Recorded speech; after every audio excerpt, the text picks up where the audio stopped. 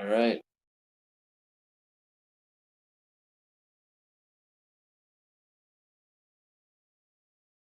Okay. Just let me stretch for a second here. God damn. Okay. Oi, oi. And welcome to the Derv Derp channel. My name is Skeener, and over there is Derv Derp, and we're here to review the second part of Punk Hazard from One Piece. So we're going to try another little tweak in our formula, see if that goes a little better, a little faster. So I this time it's going to be in four different parts. First part is Alliance and Smiley. Second part, Virgo and Watch Party. Number three is Sad and Serious. And number four is Momo. All right, so let's get started with part one. Part one, in this part, Luffy and Trafalgar Law are kind of talking stuff, and Trafalgar Law proposes an alliance with the Straw Hats. And we get that entire discussion in front of uh, Nami in the body of Frankie, and we see her reaction like, "Oh my god, what?"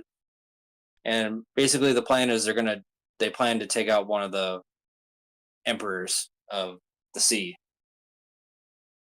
And so it's a combination of the Straw Hat Pirates and the Heart Pirates. So we'll get to see more of that polar bear guy. I forget his name. Do you remember his name?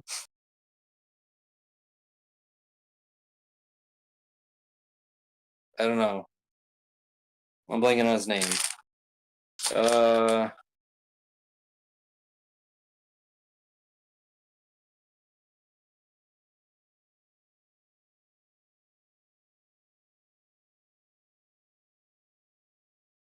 Beppo. Nice, Beppo. Okay, and that means we'll get to see more of him. I also learned during the One Piece campaign we were watching that the voice of Trafalgar Law in the English version is the main guy from Critical Role. I'm blanking on his name. I can see his face. Yeah, Matt Mercer. That's who it is. And I was very surprised by that. Oh, I did not know that. Okay. And that was my reaction. Nope. Anyways, other part of this first part is creature named Smiley. So this is Caesar Clown's pet, and basically for this we get to see how it's released. He sent some of his centaur goons to release it, not knowing it was a poisonous creature, and it basically kills all of them in the Land of Fire because Caesar Clown's a great and glorious leader. Um, we also the cool thing about this thing is that we get to see how it fights. Um, it's just this giant orange blob of slime, and it basically will roll right over you. It's not really weak to anything. Um, Piercing attacks, slashing attacks don't bludgeoning attacks don't really do much. Is if you touch it, you're basically now full of poison and you just die. Um, you get engulfed by this monstrosity, and even fire. Like some people, we watch people try to kill it with fire, and it just explodes and kills even more people. So yeah, that's smart. However, we do find later what its weakness is. It is weak to water. we see it in two different parts, attacking like Zoro's group, and uh, it is also attacking the Marines and stuff like that.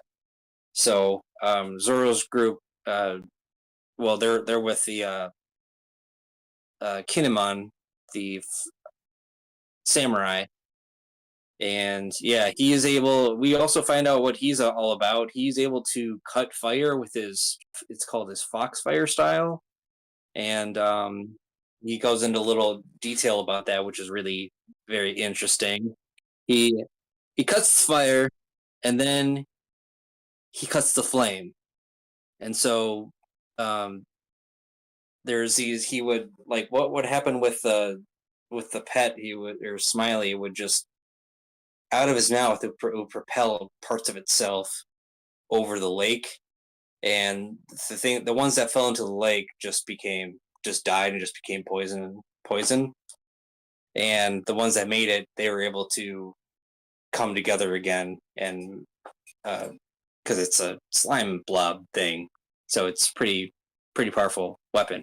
Um, Another cool thing about the pet is that it was um, it was the result of the explosion from 4 years ago uh, that happened, and Caesar's been keeping it as a pet for X amount of for like 3 years. So that's pretty great.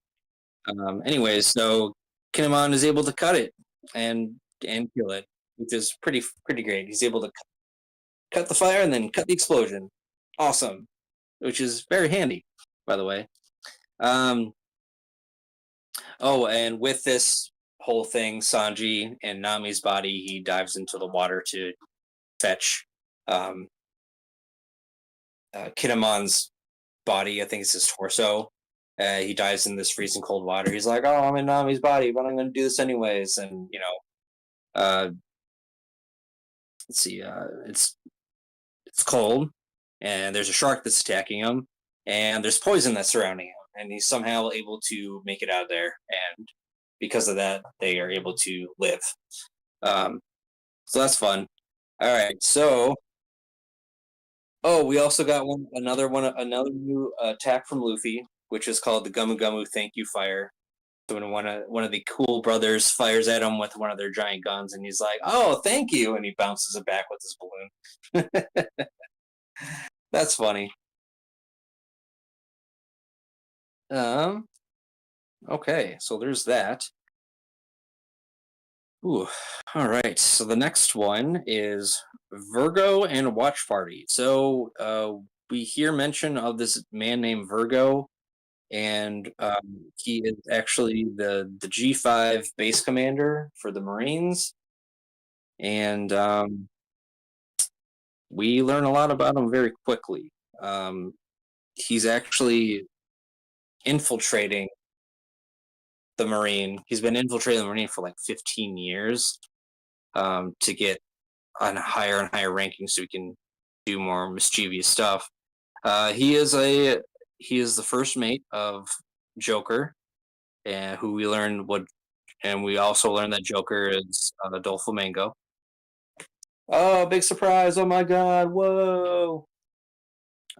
So basically, what Virgo has been doing is he's been getting false reports to kidnap the children, and hiding the kidnapped children.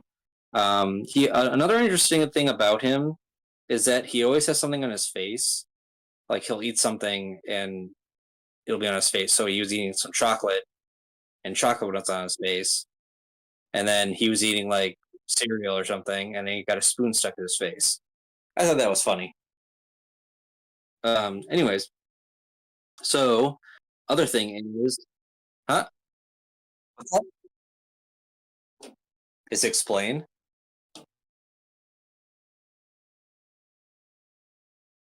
Oh, okay. Um, all right. Well, we can't wait for that, huh? Anyways, the next thing is the watch party. So basically, a bunch of different people. We learned that Doflamingo is a broker. That he brokers like small arms weapons, and what did I write down? I know. I know I wrote this down. I know I did. Where the hell is it?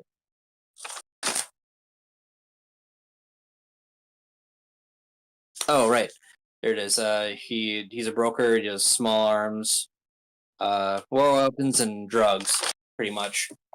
And they're what Caesar's doing is he's selling his new weapon. It's called Land of the Dead, and in order to get this, in order for get to people to buy it, he needs to show it off, basically. So what he does is he feeds his pet a piece of candy, and it grew into some instead of being orange, it grew into this purple monstrosity of nothing but gas, and it's just spewing out poisonous gas. And how this is different from the other one is that the other one left people like, crippled, but they could still move. But this one, it, it basically turns you to stone. It's not stone, but it explains it that it's basically what. Oh, okay. Yeah. I think it was explained like it was like the poison seeps into your blood and it just like forms around you. I suppose it's yeah, like ice. Yeah, that makes sense. You know, what you said. Yeah. Um and so it's land so this everybody's watching this Land of the Dead and he has to put it on camera and stuff like that. And because Luffy and everyone else is there, there's shenanigans that happen. So he's trying to show like what happens with it and you can't survive. Um but because of all these shenanigans, everybody's running around, and he has to scramble to try to get the poison on people. And he's sacrificing people left and right. He tells his men who are deploying the candy, "Hey, take off your suits and run away." And they're like, "Oh yeah, we got to trust the master. I suppose we can run faster with our suits on." And they all get like poisoned, and it's just like, bruh, what an asshole he is. Um, So there's many buyers. We see some of the big mom people and some of the super rookies that are there, and it's just like a pure evil thing. And they kind of explain it as like, oh well, people need weapons to defend themselves from other countries, and he's just providing a niche basically. Um, we also get to see Doctor Vegapunk's dragon. It's a green dragon as opposed to that orange/red one that we saw earlier. It's a lot smaller. We learned it's sedated, and eventually one of the groups, I think it's Zoro's group. Yeah, Zoro's group. They use it as a ride to get away from this poison gas. Um, we also get to see Caesar Clown's fight. We get to see his power. Um, so there's a point where Luffy comes and he's like, "Oh, I gotta capture you," and he just basically hugs Caesar Clown, and he's like, "What are you doing?" It's like, "I cut you," and so we get to see a little fight between them, and he basically KOs everyone. We learn a little bit later is that he is able to take he's able to control gases, so he's able to take the oxygen out of the air um, uh, in a certain zone around him. So he made Luffy pass out, Robin pass out, and then there's like uh, everybody who got trapped in the cage. So Trafalgar, Law, Smoky or Smoker, and Toshigi. Uh, they all got um, they all got KO'd and put in a cage. And Traffy. Oh, okay, okay. It's easy. It's easier. um, we also learned he's immune to poison gas, blah blah blah, and he can also fly around because he controls gas. Um, talked about the Smiley's candy already. Talked about the taking off of the suits things. People get stoned, and Luffy's cage was put outside after they got KO'd by Caesar, and they were going to use as like, see, look, this is how my poison gas works. It works on people. However, they managed to escape before that happened. A lot of people did. Um, And then at the end of this, it's safe. I wrote everybody escapes the cage. Um, Sanji has a rest motivation. He looks at he's in Nami's body, so he looks at himself and he's able to run faster to catch up to the dragon that they're trying to chase. And uh, Brownbeard is still alive, and he's kind of running, and he picks up. I think it was like Nami's group,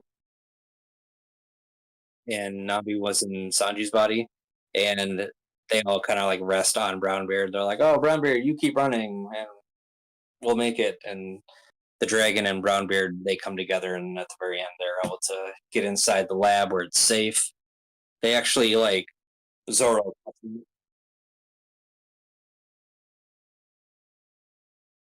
Yeah, exactly. They needed that extra motivation, I think. Um, so on the DL was Caesar's insurance. So he, in order for Traffy to look for the thing that he's looking for and to have free reign, he had to give up his heart, and in return, he got Monet's heart. Um, also, I can't remember if we talked about this or not. I think we talked about it last time, so we don't need to. But he stole Smoker's heart. Um, Also, Chopper infiltrated the lab to try to see what kind of drug it was and to try to get a cure. And he was about to pounce on Caesar Clown. He got a random note thrown at him. What did it say? It said, "Don't do anything." Um, Still, don't know who threw it.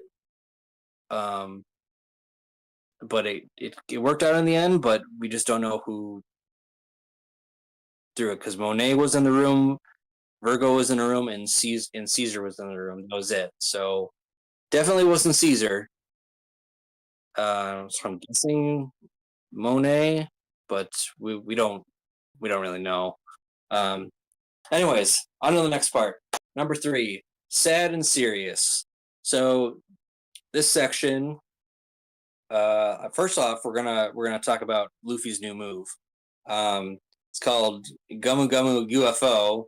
Basically, he spins the lower half of his body like a top, and he moves around like a UFO. And whoever he floats over, he knocks out with his legs. That was fun.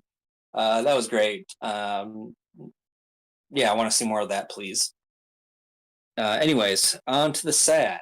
So the sad we learned, Traffy had found what he was looking for, and it is a room called the SAD. So Traffy wants in, and Virgo and Monet and Caesar soon realize like where he's going as soon as he penetrates that part. And what the hell is that? He penetrates that part of the lab. So it makes you go, oh, what is sad? What is in this room? Why is it so important? Why is everybody so like up in arms, up, you know, throwing their arms up about it? Uh, what is this? And we even Laws mentions like this will shake up the new world. Like it's part of his plan is finding this thing. We don't know what it is, but it's going to shake up the new world, and he's just trying to throw a gear into the spinning wheels or whatever, however the saying goes. And even oh right, even Virgo, when he learns he's ordered by Doflamingo to go and stop Traffy and stop him from going into that room.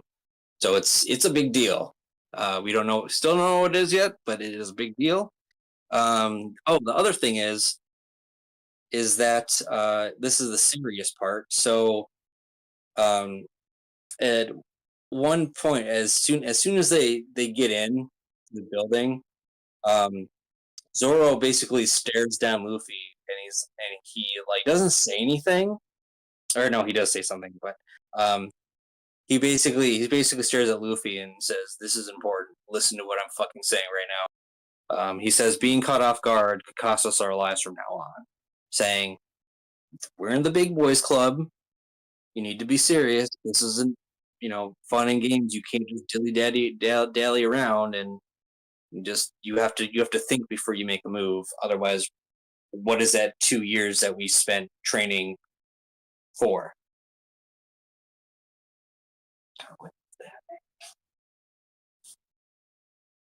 Anyways, um, yeah. So that was the serious part. We also got R66. R66 is the only exit out of the lab. It leads to a shipyard, and they can. I think they mentioned there's like a boat over there where they can get off the island, and everybody's heading there. So it's also a trap that Caesar wants to make. Basically wants everybody to go into this area so he could take the gas from the outside, put it in there, and put it on camera. And be like, haha, I captured my enemies. This is how the gas works. Now let's sell this shit. That's what he wants to do. So it's a choke point and a trap. Then, also another cool scene was we get to see Monet fighting for the first time. Monet fights Luffy. So we see her, what kind of fruit she has. She has a snow fruit, which is a Logia type, and uh, we get to see some of her moves. One of them was like Igloo, where it just surrounds you with snow, and she kept doing that to Luffy. Uh, there was another like he was able to break through that easily, but there was another one she did. She did like 10 layers at once, and she was just like, "Oh yeah, you're pretty strong, but can you get through 10 layers of this?" And Luffy is having a hard time like dealing with all this stuff, especially when she goes and hugs him, and he gets really cold, and he's just like, I'm gonna fight," and he thinks about all his promises he made, and he can't let his crew down, and that gives him motivation, and he does an attack on the floor, so then he falls down into the garbage chute. But we know you can see like how what kind of evil Monet is. Like she's willing to do whatever. And even before this, Luffy was fighting Caesar, and she's like, "Oh yeah, go away, Caesar. I'll fight him." He's like, "Oh yeah, yeah, no problem." Um, and while all this is going on, we got the Chopper creates sedatives for the kids. We already mentioned the note, and is like running around while everybody else is panicking. And then we get a flashback from 4 years ago just to see how crazy Caesar is. It's basically him wanting to do this experiment and Dr. Vegapunk firing him, and because he mentions like, "Oh yeah, we can experiment on all kinds of people. It doesn't matter. We got these prisoners that we're doing experiments on, so we'll experiment on as many people. It doesn't matter how lives it takes." And his assistants are like, "What are you talking about? That's not what we do here." And he's like, "No, no, no, we can do this." So he gets fired and he immediately pushes the button. So that's great. So now it's like now we know it's officially him that uh, caused the explosion. Um, all right. So the next part is Momo,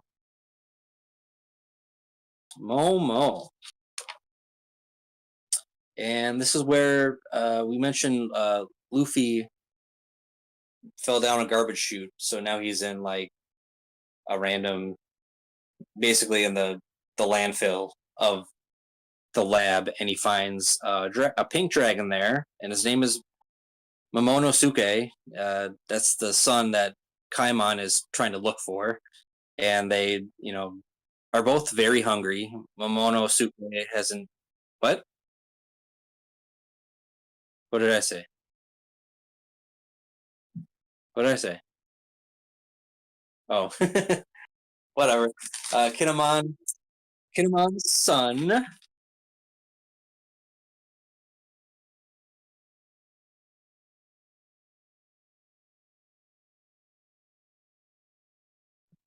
People know what I'm talking about. Yeah, there's this whole thing where Kinemon is he apparently Kinemon hates dragons, and he and I think it was Brooke attacked the green one, and like I think a little later on, he learns that his son is a dragon. He's like, "Oh my god, I killed my son accidentally." um, but anyways, Luffy finds Momo. He's hungry. He can also fly. He spouts clouds or something like that, and he can step on them, and they eventually are able to escape out of that chute. Um, but Momo is so hungry that he can't like think straight, and Luffy and Momo bond over being hungry together. Because we all know Luffy's first um, intention is to be like, "Oh, I'm hungry. I'm going to eat that thing, whatever it is."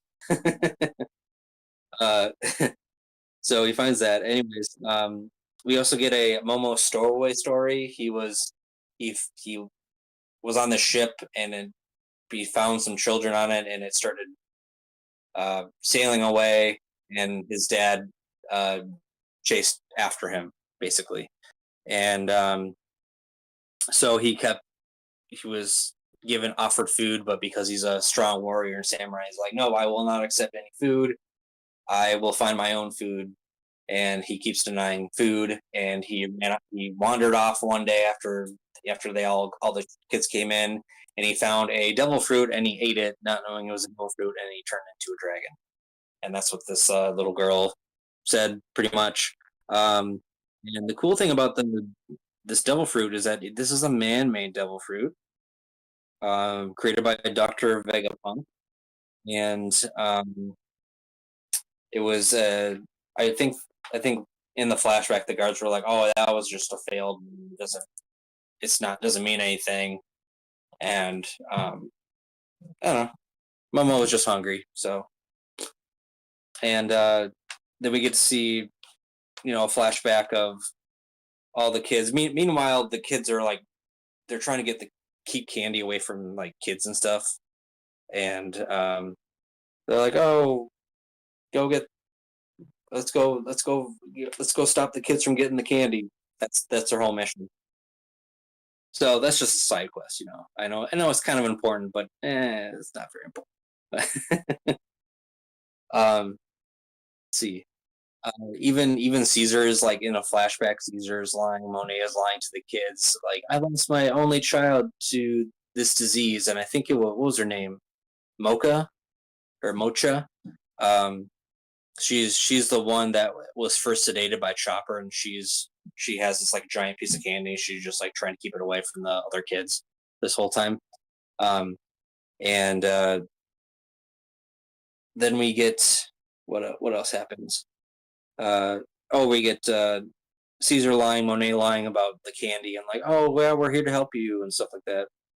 Um, oh, then we get another fight with Monet. This is a fun fight. This is actually just the beginning of the fight, because end of the fight is the next part. We'll get to that later. But it's the beginning of the fight. Monet mentions, "Oh, we got to take care of the weak foes first," emphasizing looking at Nami, and Nami goes, "Oh, you think I'm weak? Oh, okay, yeah. Here's an attack, heat egg." So she does basically a heat ball on Monet, and it melts her a little bit, and she's like, "What?" Stupid Monet. Um, and oh right, we get the pervy fools thing. So Sanji is while this was happening, Sanji was running around. He saved some Marines, fought Virgo for a little bit. He almost like broke his bone fighting Virgo, because Virgo's hockey was very strong. But he saves all these Marines, and they're running around. They're like, "Oh, we got to save the kids." They're looking for the kids, and they see Zoro, and they're all running by, and they what does he say? Oh, Sanji and G fight. Sanji says, "Just follow my lead and make fun of him," looking at Zoro. He's just like, "Hey, what are you doing?" It was so great. Um, and then Toshigi gets there, and she's able to cut Monet, and you're like, oh man, Tashigi and Zoro, they're gonna team up. Whoa! And then it cuts off because that's the end of the episode. And in the next part, we will finish that fight because it's, as you said, only 11 episodes because a lot of that is filler. Uh, and can't wait for that. Did we miss anything? Did we miss anything? I don't think we did. Dr. Vegapunk's failed. Devil Fruit, The Insurance, Land of the Dead. Oh, that's right. That's right. About the Land of the Dead. This is what they said at least in the Japanese version. Um, uh, Poison sticks to people like ash and seeps into the body. That's how it was described. I couldn't remember how it was described, but ash makes a little more sense. So basically, that poison surrounds you and it just seeps into your body slowly. You can't move. Cool. I think that's it. What was our time? Because I feel like that was a lot faster. 35 minutes? Hey, for 20 episodes, I will take 35 minutes. Um, I thought that was a lot more focused on certain things. We cut out. This is just the review's done, so we can say, "Oh, sayonara, our review's done." But this is just like an after show kind of thing.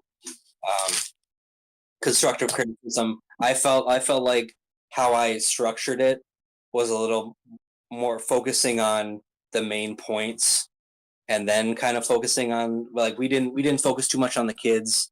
Virgo and Sanji's fight, we didn't focus on that. I think there was like a Brook and uh, Kinemon like coming together, and I think like Usopp was in there somewhere, but they weren't part of the main story.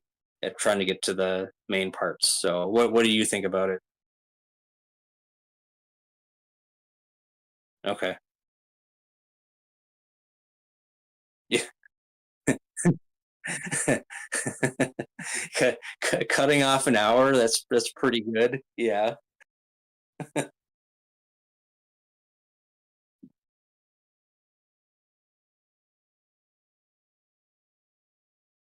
Hi.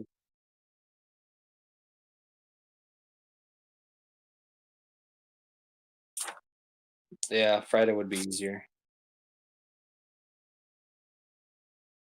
Oh yeah, that'll be a lot easier on my body.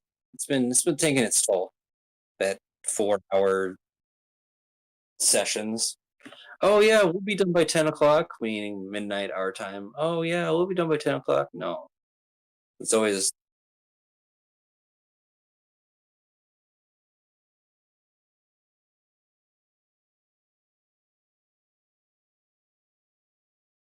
Oh yeah.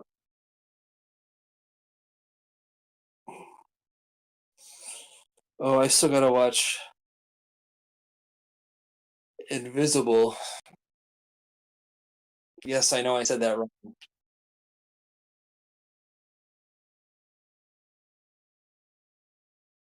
Oh, it's 8. Oh, I thought it was 10. Damn it. Oh well. I did watch the first episode though, and I liked that.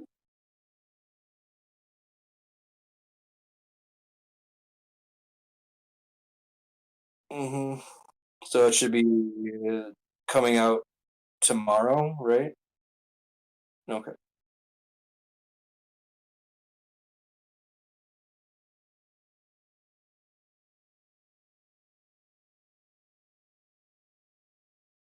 Okay. Yeah. What time? What time is that? Like 7? 7. 7:30. So I'll be there at 7, like 15. Okay. Yeah, take a nap anyways. My body has been having a hard couple weeks, so um,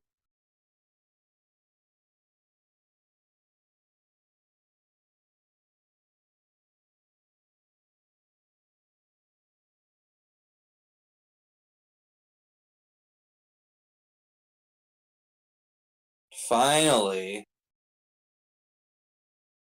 when so we got the trailers. It's summer, September. Okay, well, it's definitely summer, end of summer. Still feels far away. Then we got. I suppose we can talk about it on the podcast, but we'll talk about a little about it here. All of Invincible. We got.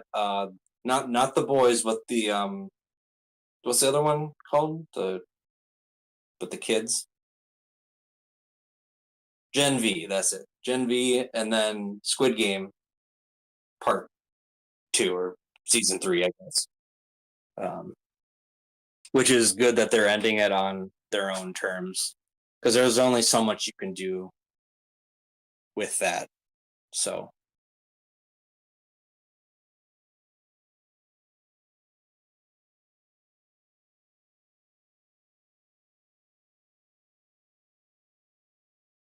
cool.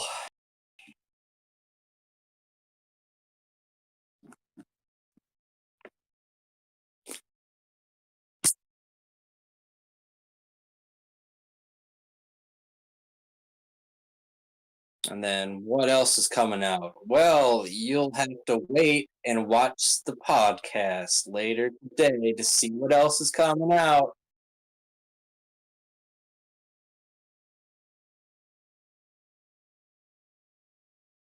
Mm.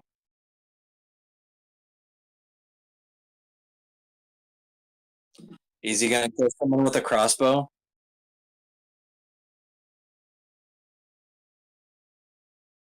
And he's gonna go around killing people with his crossbow, right? But but only if they're sitting on the toilet. Uma Thurman? Really? How old is she now? Like, gotta be like 50 or something, 50s. Because she was great in Kill Bill. Kill Bill, and that other Kill Bill 2. 54. Okay. How old is Lucy Liu?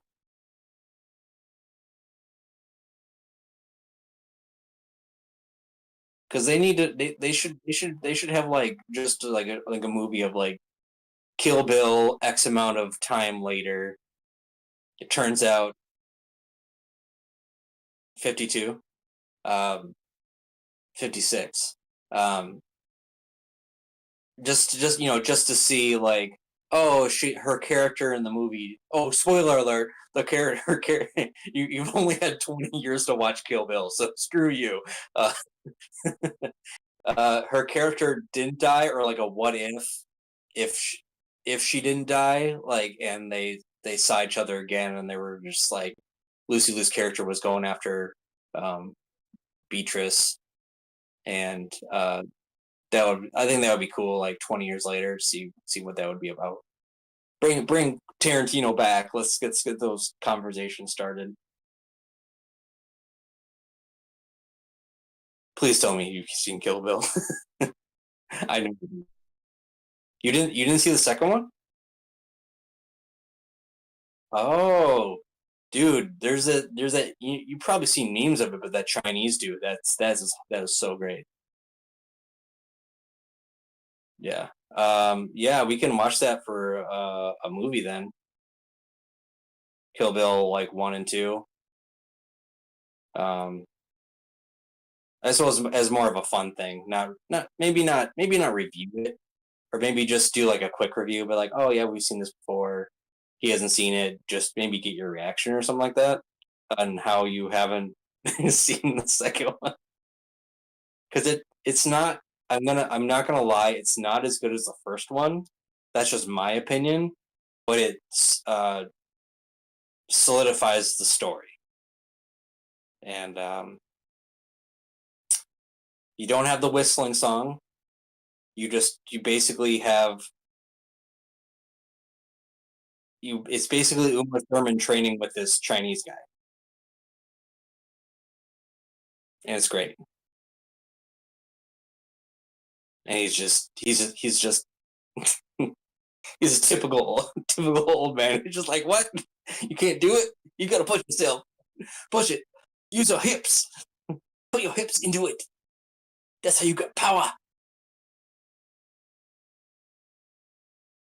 And then you have Chubbs in the back. It's like, yep, it's all on the hips. It's all on the hips.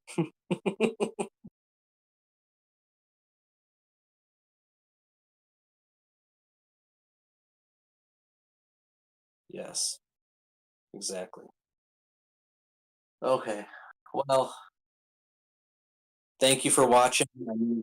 I know, I'm sorry, editor, we made this a little longer than should have been. Um, I don't, Mr. Editor. I don't know if you. What are those things called at the bottom? It's like timestamps. We should have like a timestamp at the bottom, be like, end your review. This is just extra garbage for this timestamp. Because now it's not 35 minutes anymore. Now it's like an hour.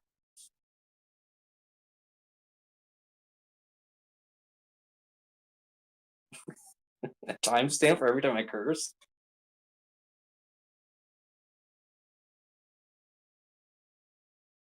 Oh, yeah. I don't know how to do the timestamps, but I like that.